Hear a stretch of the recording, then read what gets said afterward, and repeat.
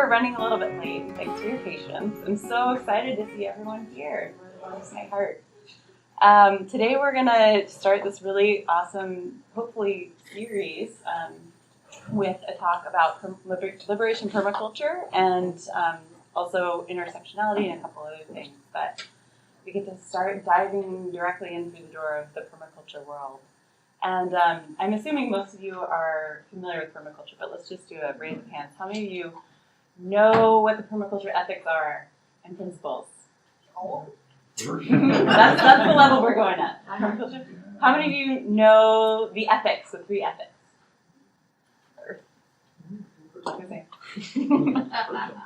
And how many of you have heard of permaculture? It's going up. Okay, great. So we're going to start with a little just overview real quick of permaculture, where it came from, or just the idea of it. So permaculture is a word, a portmanteau of sorts, that Bill Mollison created in the 70s. And it brings together the words permanent agriculture or permanent culture, either or.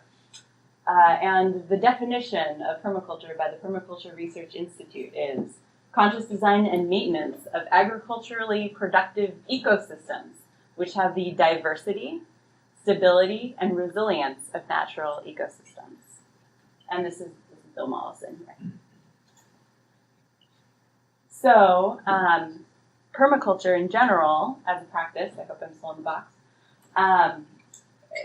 creates these agricultural designs that mimic patterns and processes that are found in nature. That's just the general basis. Also, a big foundation of permaculture is getting to know the land as intimately as you can. So that has to do with the climate, the weather, the rainfall, the freezing temperatures, when, where, why, soil health, texture, the permeability of water into the soil, or how long it takes to percolate, things like that. Watershed, larger watershed, water quality, what wildlife, what plants you find there, everything that you can find out about the physical location of the land. Also including the human settlement patterns. So is it in a city? Is it in a rural space? Is it somewhere like here, suburbia? What sort of human settlement patterns are influencing the land where that you're looking to agriculturally design and produce food on? And also systems thinking. So you'll probably hear the words closed loops in permaculture, or using all your byproducts, making sure that no waste is wasted. Everything is reused into the system. Anticipating limiting factors so that you don't unexpectedly end up in a situation that would be really risky. Adding minimum intervention, so the least amount of labor that you put into a system, the better. And maximizing your results, ideally. And then blank. So, I don't know what happened there, if I'm moving slide or not, but here we go. So the permaculture ethics that many people have heard of. First one is earth care. So looking at functional ecosystems for our own health and prosperity. Secondly, people care, or I guess they're not in any numerical order at all. People care, so addressing the needs of people, including the future generations who are not here right now. And then fair share, so making sure that any surplus is redistributed in the community or within the system, and self-regulating growth to reduce excess consumption, so not using more than is needed, essentially. So those are the basic ethics of permaculture. What is going on? Many of you all have seen this. So these are the 12 permaculture principles, and we're not necessarily going to go through them all because I'm sure that you've seen them around and you can Google permaculture principles, but this is just a snapshot at the different ways that folks go about applying that in permaculture design systems. So, why permaculture rocks? It's a really great way of looking at producing food in a way that also can regenerate a system that's otherwise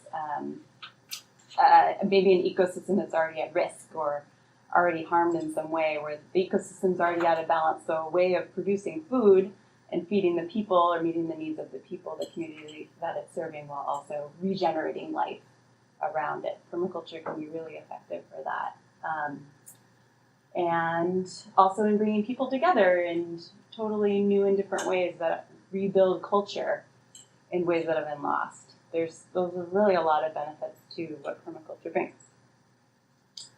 But, and one thing you might notice here in the pictures, and this was interesting for me when I Googled permaculture just before the talk to put together this slide, is that looking at all of the humans that are part of these pictures, they all seem to be not very diverse in skin color.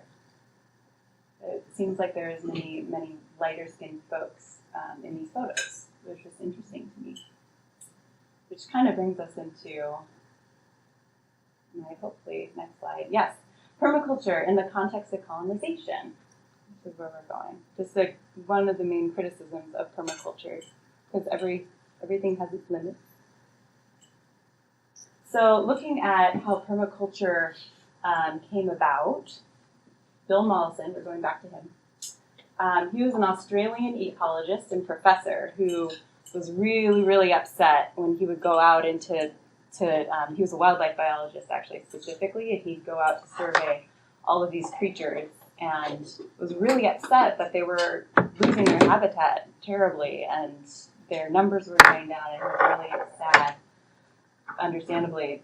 So when he was out in nature, he noticed that there were a lot of systems for ways that different ecosystems help sustain themselves, and thought that, if we were to design a way to live that was based off of that, then we would be just fine, because then we could coexist not necessarily peacefully, but productively within our ecosystems in a way that's generative.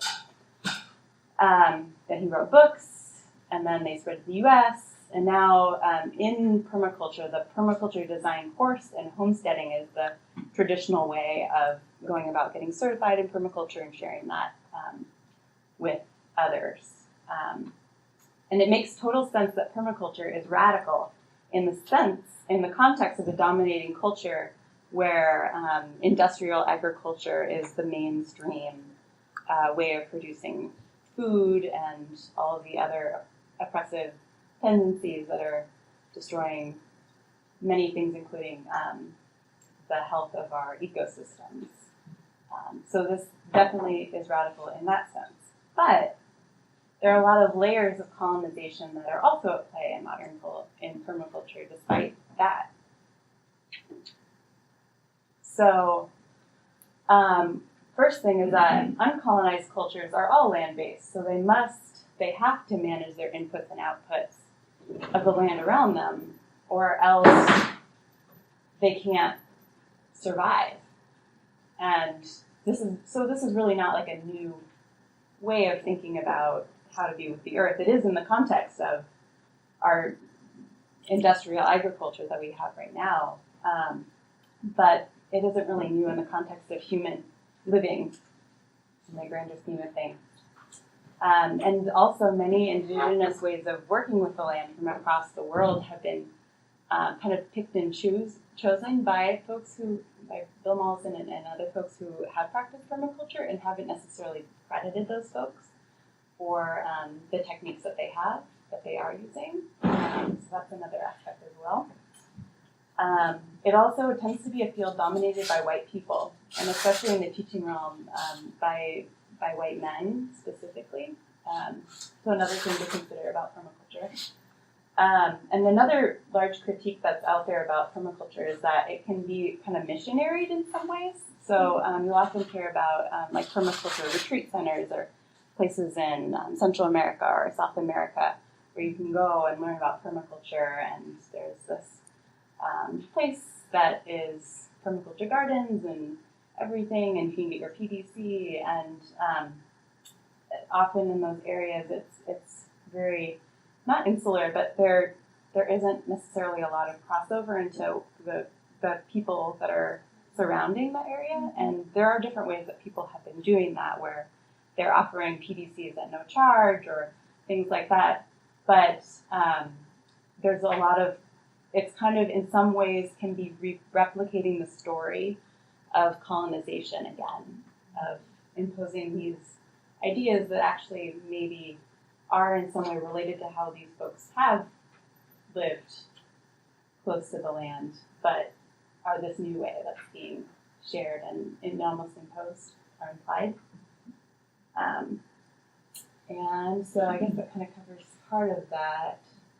But I guess I want to revisit this part too, in that permaculture doesn't often help these people meet their needs, because in many parts of the world, globalization has created this really messed up system where people need to make money, like whatever, even if they can't feed themselves, they need to have like quinoa as a crop or bananas as a crop in order to survive and feed their families. And so the priorities can get really skewed.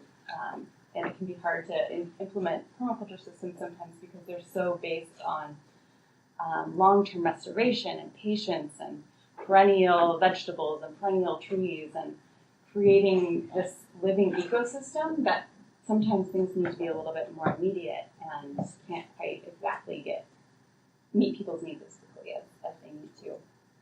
Also, the PTC can sometimes be expensive and accessible as well. So just some critiques of permaculture.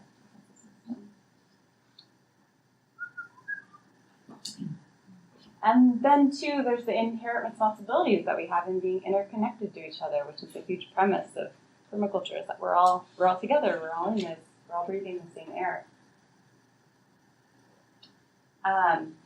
And so this is actually one of the largest critiques of permaculture right now, is that often this quote can, how do I say this, that many people kind of feel who are, okay, we'll just read the quote.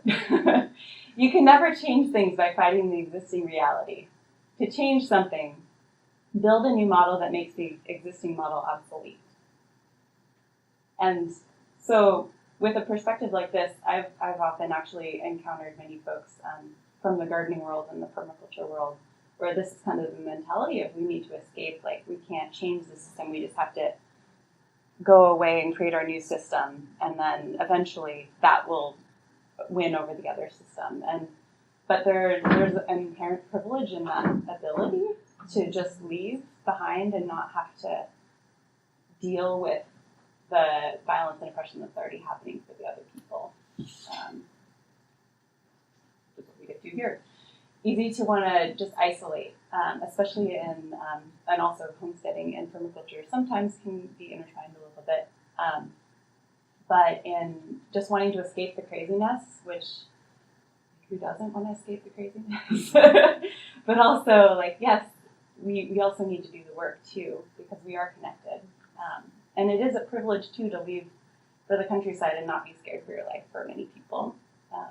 That is not the case, but it's so easy to do. And especially in our country. And yeah, let's see. Yes, so it's in the sense of larger people care, it's really important not to abandon the other people in our larger human community, just like we can't abandon the larger Earth community, because pollution happening, extensive pollution and destruction happening in other parts of the world is ultimately going to affect us as well. Like we're all, that connection is there. So, what are some possible principles or applications of liberation permaculture? So there's this really wonderful article that I'm happy to send your way, anyone's way. It was from some folks through the permaculture.co.uk, so the UK permaculture main hub, all about what is liberation, what could liberation permaculture be. And so I've cherry-picked a few, but there's well over 12 different principles that they have thought of that could be a partner to or amendment to the existing permaculture principles out there. So one could be to place permaculture in the wider context of social change, to observe power relationships and structures within the systems, to recognize oppression as a part of people care and aim to consciously design oppressive practices and mindsets or systems instead of perpetuating them. Ensuring that yields are shared across all genders, races, classes, etc., and consciously challenge privilege, making sure that everyone has a fair share of yields.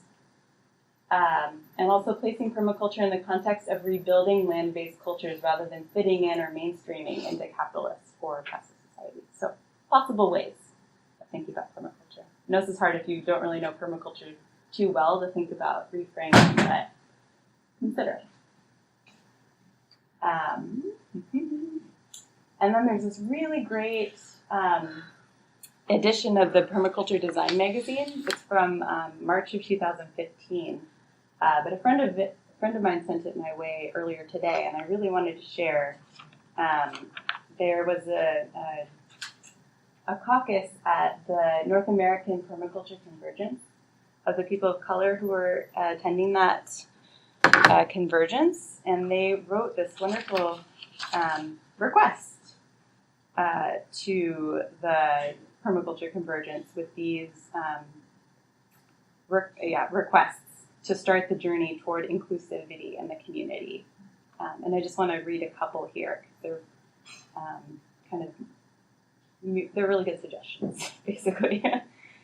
So one is to include or provide anti-oppression training as content for all permaculture gatherings, such as PDCs, etc., and treating the training as an integrated focal point at the gathering, making sure that it is easily accessible and visible.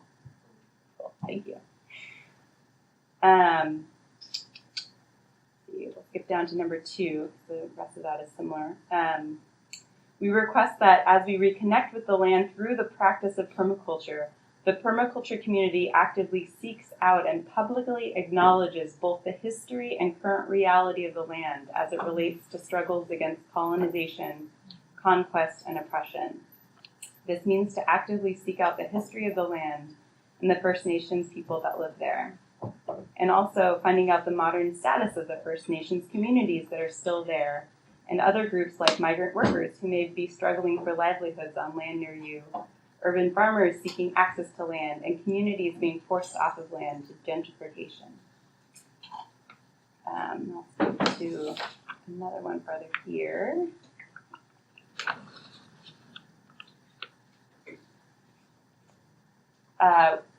Another is to request that permaculture gatherings make space for appreciating multiple generations that may be present. And I think the last one I want to share. We request that when doing outreach to communities of color, organizers and leaders in permaculture develop full, rich, symbiotic relationships with communities of color, rather than developing tokenizing relationships or recruitment strategies. So really building genuinely mutually beneficial relationships with each other. And I'm happy to share this too. If you're interested, just let me know. Happy to share. So, I know this is after dinner, so PowerPoints may not be your thing, but thank you for sticking with it. Appreciate it. The last thing I want to share, so Chris, you'll have a little extra time,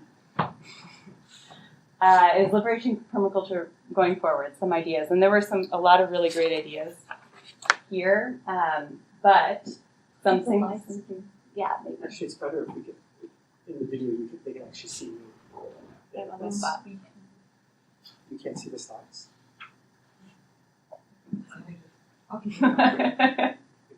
We're good? Okay. So kind of building off of that though, so looking at deeper land assessment. So when you're surveying the land, looking not only at the physical reality around you and throughout the year, but also the history and the stories of the land, and not being afraid to listen to the violence and trauma and unerasing the history of what has happened here. Just being aware, because it's what happened, and asking, listening, and how best to support them today. Co-creating solutions. I'm in this bullet point pretty hardcore right now, but being curious and investigating the history of permaculture techniques and being clear on lineages. Lineages are really important to me personally, and I actively seek them out. So this is something that I'm really into right now. Going out of your way to make things accessible. So learning more about intersectionality, which we'll get to do directly after this. So again, talking to communities first when you're looking to collaborate, deciding together on the needs that you want to meet with your projects, and working on mutual beneficiality in whatever projects you put together. And lastly, widening those mycelial networks in a respectful way that reduces tokenizing and is really genuine. So, a real crash course in Asian permaculture. Does anyone have any questions before we move? No, we'll just move. Move to? Okay, cool. I wasn't sure if that was a no to that. Where does the term liberation permaculture come from? Because I never heard it before you guys started talking about this. Thanks for bringing that up. That's a really good question. Speaking of lineages. So, I can go back.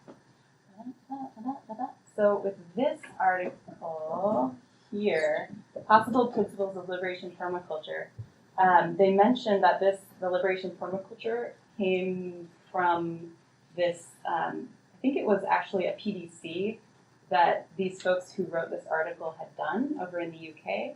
And it was like a generative term that came out of that gathering. But there's more information on the name. Do you know when it was? 2010. Oh, you're reading. Thanks. Yeah, thank you.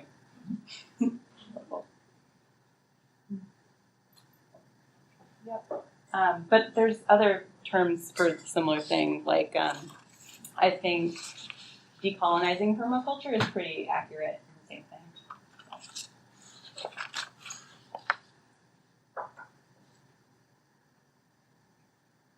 Ready for intersectionality? Oh no. Can I just mention, Yeah.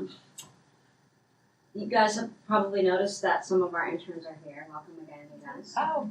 And one of the things that that we're hoping to do, that Anita and Nancy and I and a few other people have talked about, was the kind of more discussion or contemplations and discussions that the interns have every week. That we're going to try to make that more accessible to the wider community.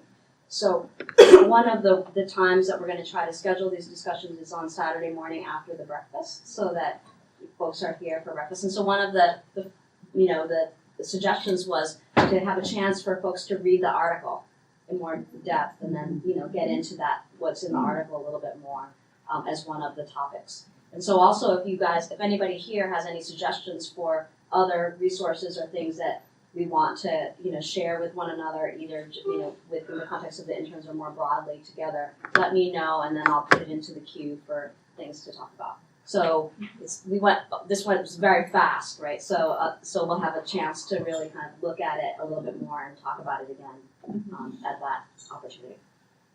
And again, if anyone would like more information or more resources, please feel free to contact me. I've accumulated many. I'm happy to share. Thank you.